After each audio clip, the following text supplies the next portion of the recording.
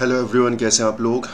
आज हम कंटिन्यू करेंगे अपनी एनसीईआरटी एमसीक्यूज़ सीरीज़, जिसमें हम लोग कर रहे हैं क्लास 6 का चैप्टर नंबर 3। कल हमने चैप्टर नंबर 1 और 2 को कवर किया था और आज through MCQs we will cover class 6 NCERT chapter number 3 and that is government, right? So let's start our lecture. Question number 1.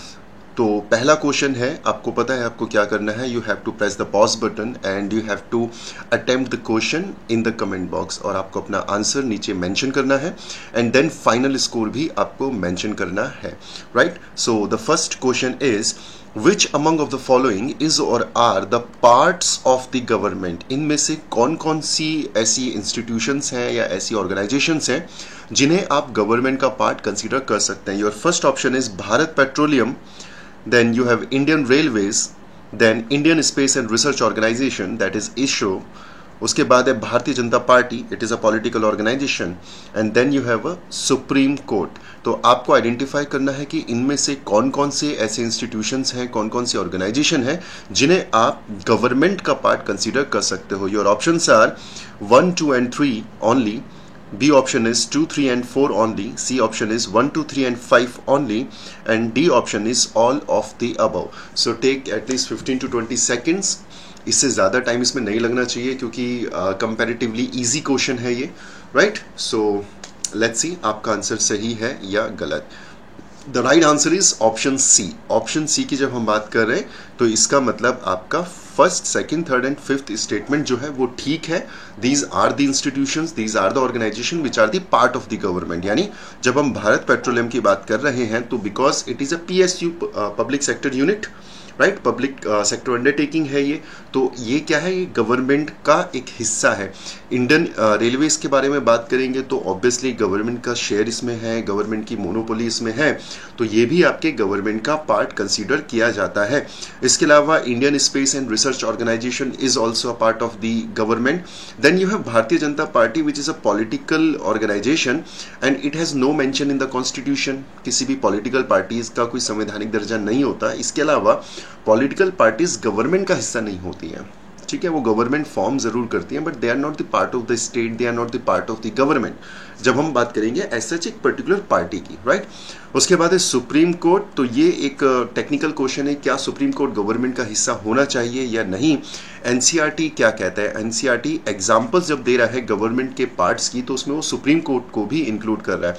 Some examples of institution that are part of the government, very important, ये काफ़ी important है यहाँ पर। तो पहला उसने example दिया है सुप्रीम कोर्ट, तो supreme court is the part of the government. ये कहाँ पर मेंशन है, ये एनसीईआरटी में मेंशन है। इसके अलावा वो एग्जाम्पल देता है आपके इंडियन रेलवेज का और भारत पेट्रोलियम का, ठीक है। So these are the examples of the part of the government. So let's move to our second question. Second question is women's suffrage movement. Very important. This is the keyword. Women's suffrage movement in the first half of the 20th century in US and in European countries was associated with what? तो आपको ये बताना है women suffrage movement जो कि 20th century के initial phase में, starting phase में हुआ था अमेरिका में और यूरोपियन कंट्रीज में, it is related to what, ये किस चीज से संबंधित है। पहला ऑप्शन है इकोनॉमिक राइट्स, दूसरा है equal pay for equal work, तीसरा है equality of opportunity and the last option is right to vote. So I hope आपने अपना आंसर नीचे मेंशन कर दिया है। Let's see what is the right answer, and the right answer is option number D. Option D की जब हम बात करें तो हम बात कर रहे हैं राइट टू वोट की। बहुत बेसिक क्वेश्चन है, सफरेज का मतलब ही वोटिंग राइट से रिलेटेड है। तो वुमेन सफरेज मूवमेंट जो है, जो कि first half of the 20th century की जब हम बात कर रहे हैं तो ये आपका 1920s में पीक पर आया था। हालांकि इसकी फाउंडेशन आपकी वर्ल्ड वॉर फर्स्ट के टाइम पर ही पड़ गई थी, बट 20s में ये पीक में आया जहाँ पे महिलाओं ने काफ़ी डिमांड किए अपने राइट्स के बारे में, अपने वोटिंग राइट्स के बारे में, यूनिवर्सल एडल्ट सफरेज के बारे में। तो इसीलिए इस मूवमेंट को वुमेन सफरेज मूवमेंट कहा जाता है and it is related to right to vote. अब बात करते हैं एनसीईआरटी में क्या लिखा है। एनसीईआरटी में आप देखें, this movement is called the women suffrage movement as the term suffrage usually means right to vote. Suffrage का मतलब ही वोट देने का अधिकार है, राइट टू वोट है, ठीक है। और ये कहाँ पर स्टार्ट हुआ था, ये आपका यूरोप और यूएसए में काफ़ी जो है इसके लिए इनिशिएटिव लिया गया था वहाँ की महिलाओं और कुछ पुरुषों के द्वारा। ठीक है। इसके अगर हम बैकग्राउंड के बारे में बात करें तो जब वर्ल्ड वॉर फर्स्ट चल रहा था तो काफ़ी सारे जो घर के जो मैन हुआ करते थे, जो मेल मेंबर्स हुआ करते थे, दे वेंट फॉर फाइटिंग। और जब फाइटिंग पे वो जा रहे हैं, जब वो वॉर लड़ने के लिए जा रहे हैं, तो जो महिलाएं हैं, जो घर की महिलाएं हैं या जो उस देश की महिलाएं हैं, वो जो है वो ऑफिस में पार्टिसिपेट करना शुरू कर लेते हैं, यानी वो वर्क फोर्स का एक पार्ट बनना शुरू करते हैं। और जब वो वर्क फोर्स का पार्ट बनते हैं तो काफ़ी कुछ ऑब्जर्व किया जाता है, जिसमें से एक ये भी होता है कि वो जो महिलाएं हैं वो काफ़ी अच्छे से काम कर पा रही हैं एज़ कम्पेयर टू मैन। तो जो स्टीरियोटाइप बने थे कि महिलाएं अच्छा काम नहीं कर सकती ऑफिस का, वो काफ़ी ज़्यादा ब्रेक हो जाते हैं। वहाँ से महिलाओं को एक्सपोजर मिलता है और वहाँ से वो कॉन्फिडेंट होती हैं और अपने अधिकारों के लिए वो लड़ती हैं। और यही आपका जो है इसी का एक एस्पेक्ट आपका विमेंस एडल्ट सफरेज भी बनता है। ठीक है। सो विमेन क्या करेंगी, विमेन अपना राइट मांगेंगी, राइट टू वोट, ताकि जो गवर्नमेंट है उसके बनने में, उसके बिगड़ने में उनका भी कोई ना कोई कंट्रीब्यूशन हो, यानी डेमोक्रेसी में उनका कोई कंट्रीब्यूशन हो। तो यहाँ ये आता है। अगर हम अमेरिकन वुमेन की बात करें तो American women got right to vote in 1920। ठीक है। तो अमेरिका जो है प्रपाउंडर है, प्रोपोगेटर है फंडामेंटल राइट्स का, बट अमेरिका में भी महिलाओं को वोट देने का अधिकार काफ़ी लेट मिला था। ठीक है। महिलाओं को 1920 में वोट देने का अधिकार मिला था। अगर हम बात करें इंग्लैंड की, तो इंग्लैंड में भी आपको काफ़ी देर में ये राइट देखने को मिलता है और इंग्लैंड में आपको 1928 में महिलाओं को वोटिंग राइट्स दिए जाते हैं। तो ये इसका एक बैकग्राउंड है। Let's move to our next question and the next question is which among of the followings are the mandatory features of a democracy. एक प्रजातंत्र के मैंडेटरी फीचर्स क्या क्या हैं निम्नलिखित में से। आपका पहला ऑप्शन है elections, then you have universal adult franchise, then you have separation of powers and then rule of law, right? तो इसमें आपको ये बताना है कि प्रजातंत्र के, डेमोक्रेसी के क्या क्या मैंडेटरी फीचर्स हैं, यानी होने ही होने चाहिए। आपका पहला ऑप्शन है 1 and 2 only, 1 and 4 only, 1, 2 and 4 only, and then you have all of the above, right? Okay, let's see what is the right answer.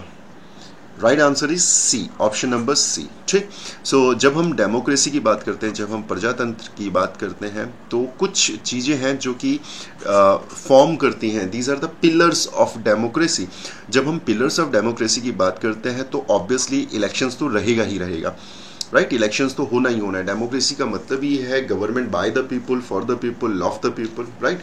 तो बिना इलेक्शन के लोगों का प्रतिनिधित्व, लोगों का रिप्रेजेंटेशन वहाँ पे देखना मुश्किल है।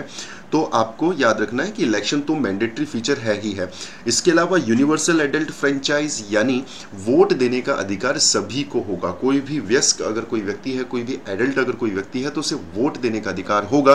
तो क्या ये डेमोक्रेसी का पिलर है, क्या ये मैंडेटरी फीचर है? Yes, it is a mandatory feature, because यहाँ पर अगर आप देखो तो यहाँ पर ये मेंशन है।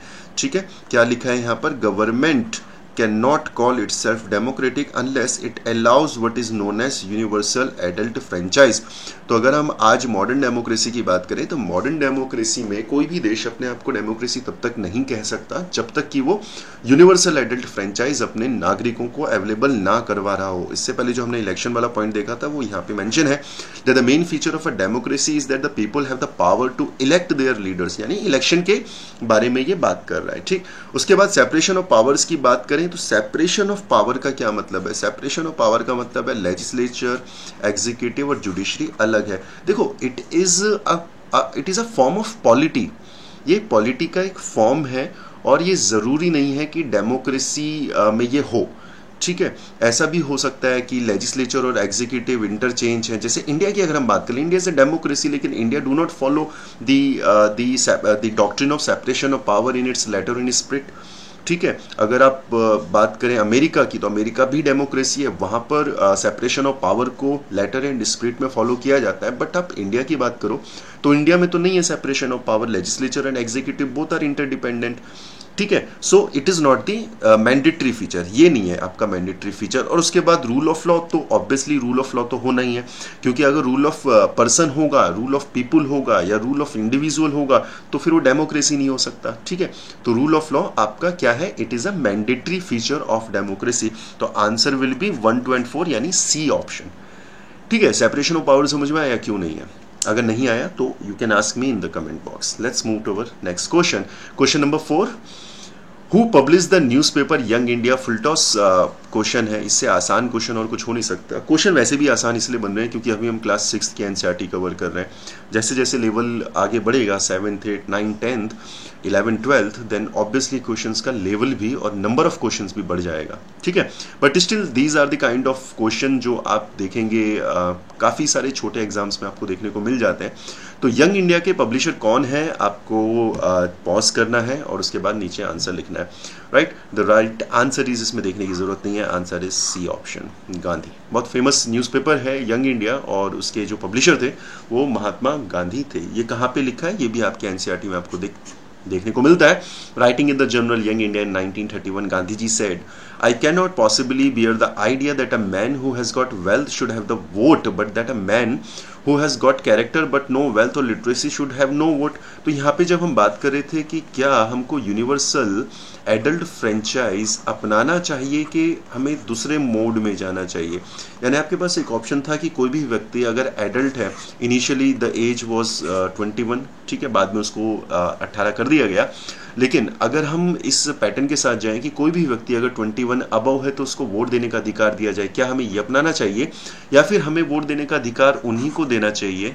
राइट टू वोट केवल उन लोगों को मिलना चाहिए जो लोग टैक्स दे रहे हैं, जिन लोगों के पास प्रॉपर्टी है, राइट, या जो लोग लिटरेट हैं.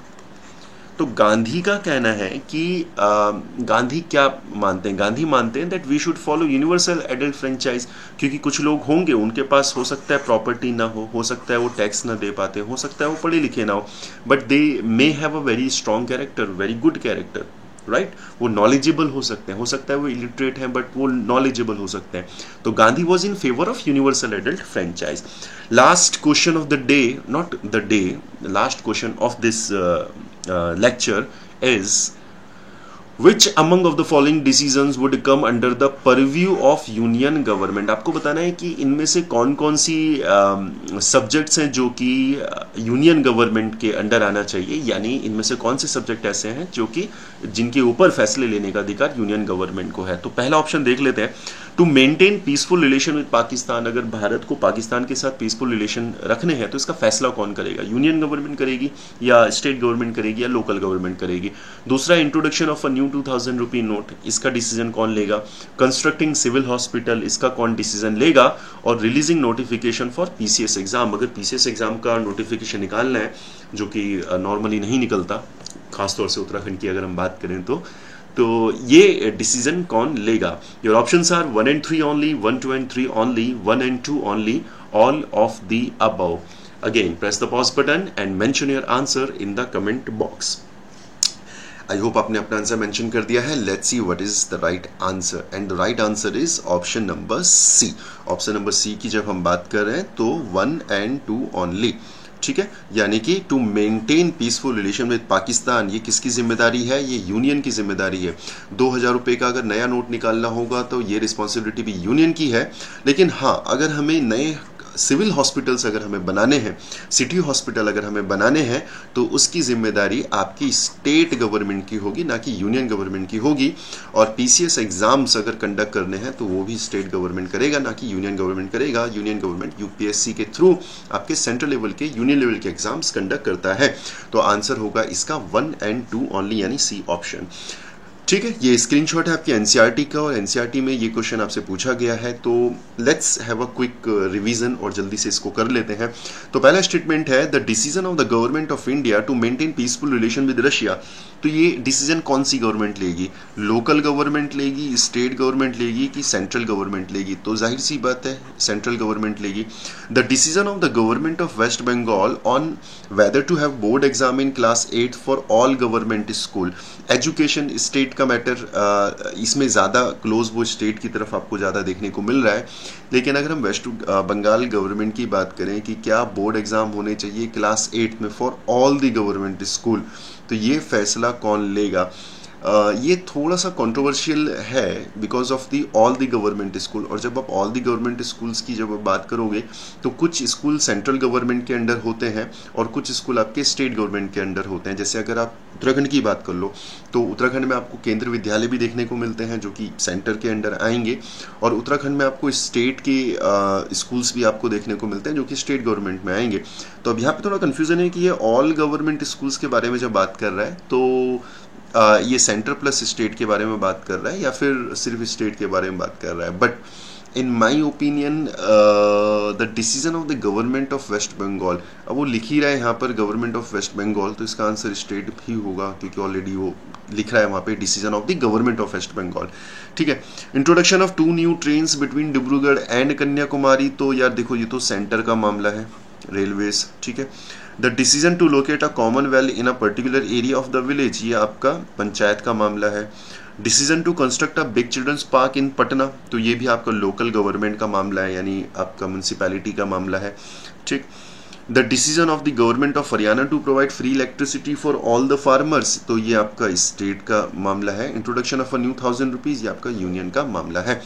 सो with this we came to an end of this session and I hope आपने अच्छे से पार्टिसिपेट किया हो। और let's conclude this and do not forget to mention your final score, right? तो काफ़ी एक आइडिया लग जाता है कि आप क्लास 6 के एनसीईआरटी को किस तरीके से कर पा रहे हैं और क्या आप कैच कर पा रहे हैं। जो ट्रिक्स हैं यहाँ पर क्वेश्चंस में, स्टेटमेंट्स में, वो आपको देखनी है। ठीक है। So see you soon and take care, take good care of your family. God bless you. Thank you.